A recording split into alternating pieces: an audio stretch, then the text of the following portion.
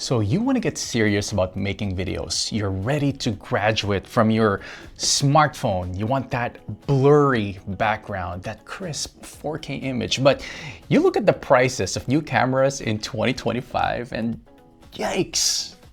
It feels like you need to spend $1,000, maybe $2,000 just to get in the game. But what if you didn't, right? What if one of the smartest buys for a new creator today is actually a camera that came out years ago? Guys, as a matter of fact, with a secret weapon, a secret lens, you can get this same exact look right now because I am filming with it. This is the Sony ZV-E10 Mark I. I am filming with another one right now. This is the same exact look. It's been out for a while.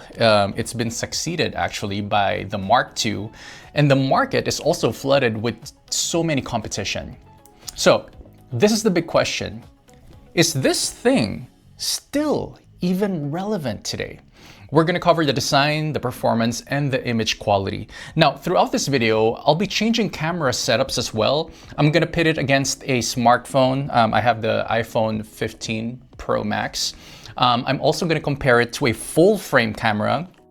This is the Sony A7S III. It's got the 28-70 Sony G Master f2 constant aperture lens. Guys, I mean, you can get the Sony ZV-E10 right now with a lens for around $500. This is I might be wrong, but the last time I checked, I think the body's about $3,900, the lens about $3,200. Let's just say around $7,500, $8,000 for this setup. Can it compare?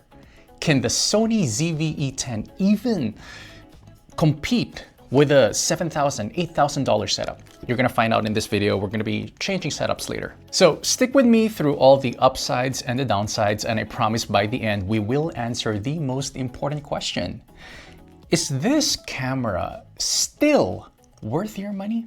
Okay, so first things first, I have changed cameras. This is now the Sony A7S III with the Sony 28-70 constant f2 lens.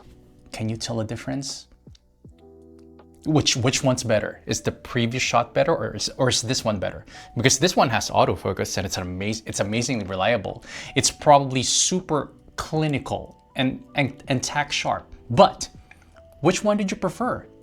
My previous setup, which is around $600+, or this one, which is around $7,500, $8,000+ with plus taxes?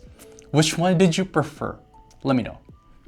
All right, so the first thing that you have to understand about the Sony ZV-E10 is that it is not trying to be the perfect camera for everyone. It is a tool it is a very highly specialized tool built for the solo content creator. The heart of it is a 24.2 megapixel APS-C sensor.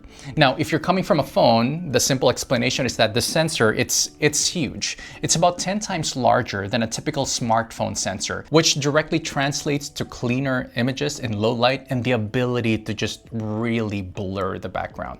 Anyway, that's it for this particular shot. Let's go back to the Sony ZV-E10. And for video, the Sony's autofocus, it's a huge plus. It's the best. Even I think this camera was released around 2020. Don't quote me, but I will put it on the screen in case you need that fact.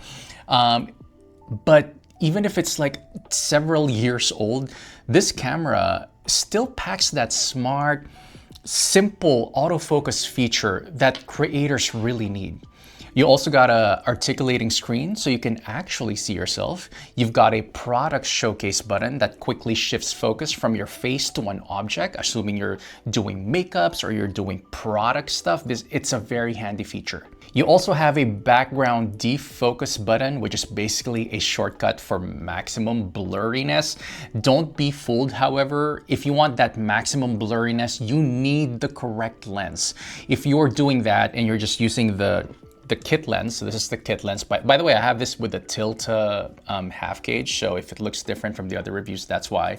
But if you're going to be using the kit lens, you can press that background defocus button and it's going to seem like it didn't even do anything. You need the correct lens in order to take advantage of that. Also, and maybe most importantly for video, you get a microphone input and a headphone output for monitoring your audio.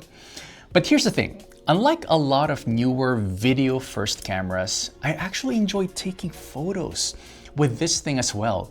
It still has a full mechanical shutter, which for me, it gives it a more authentic photography experience.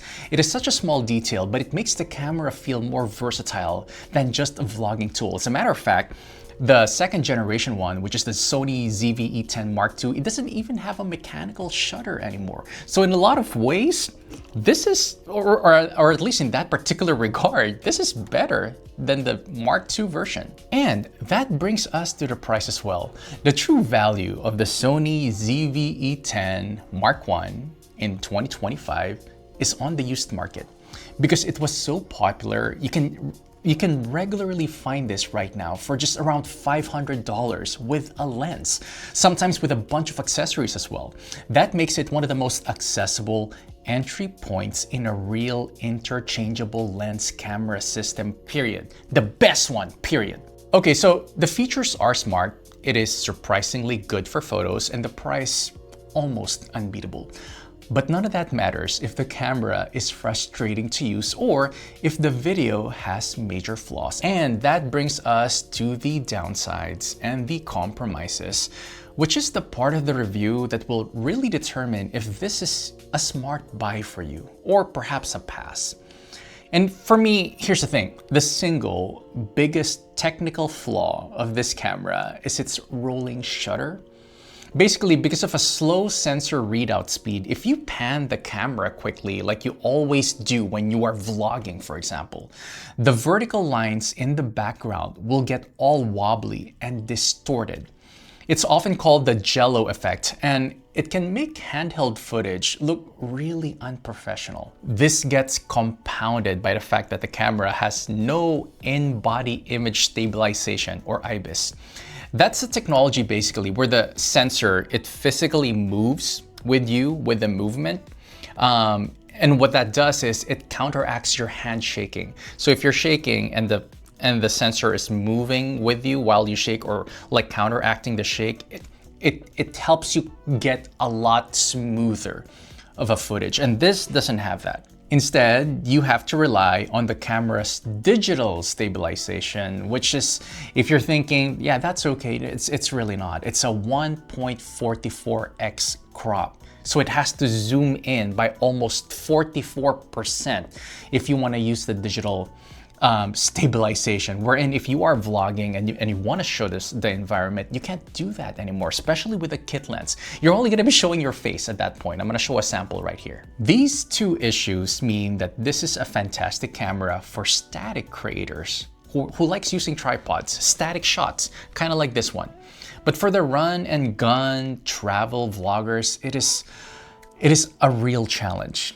The other main compromise is the lack of a viewfinder. Like this is the viewfinder, right? So for photography in bright sunlight, you're going to be squinting at the back of the screen.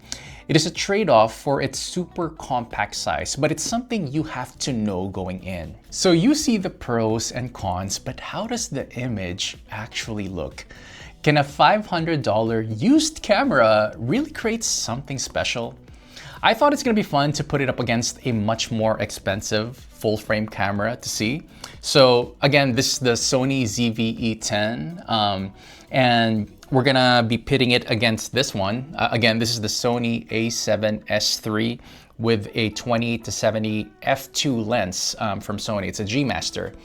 And oh my gosh, top of my head, you can buy 8, 9, 10, 7, 8, 9, 10 of these for one of these. Will it even stand a chance? Now for the Sony ZV-E10, I'm gonna be using a secret weapon. This is a 50mm f/0.95 manual focus lens.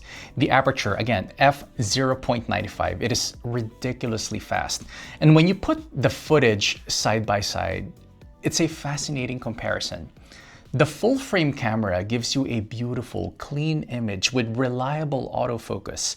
It's the shot you can count on. But then you look at the Sony ZV-E10 with this manual focus f/0.95 lens, and the background just melts away into watercolor. It's not as clinically perfect, and you have to work to get the focus right, but it has this dreamy, cinematic character that's hard to beat. It proves that with the right glass, this little camera can create a look that feels way more expensive than it is. Anyway, if you are curious about the lens, I've put a link in my description below. I think you're going to be mind blown at how affordable it is as well. It is not sponsored at all. I purchased it with my own money. I just really like the lens. Anyway, that is the secret weapon. The secret weapon of the Sony ZV-E10 as well is the sheer choice. The amount of E-mounts lens available right now, it's just insane. They have the best collection. You can have a reliable autofocus lens for vlogging, and for a very reasonable price, you can grab a wild manual focus super fast prime like this f/0.95 that I'm using right now and unlock a completely different creative style.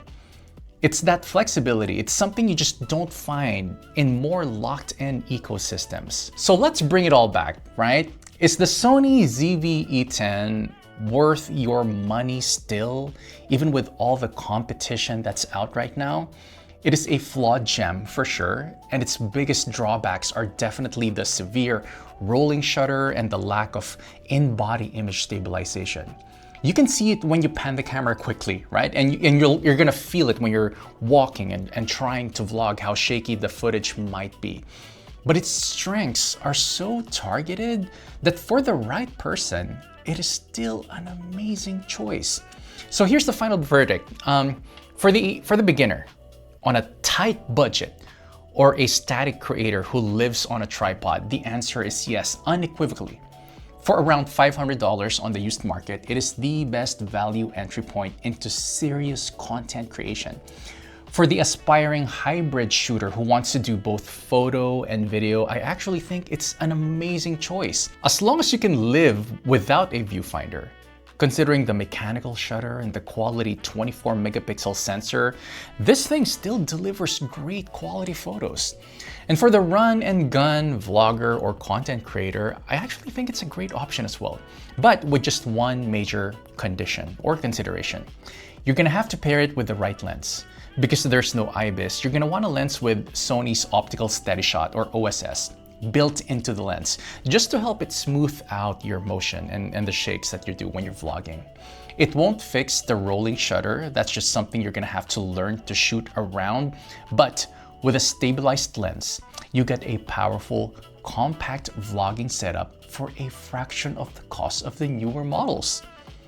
Guys, ultimately, the Sony ZV-E10 has become the ultimate low-cost gateway to the most robust and creator-friendly lens ecosystem available today. For thousands of aspiring creators, it's not meant to be the final destination.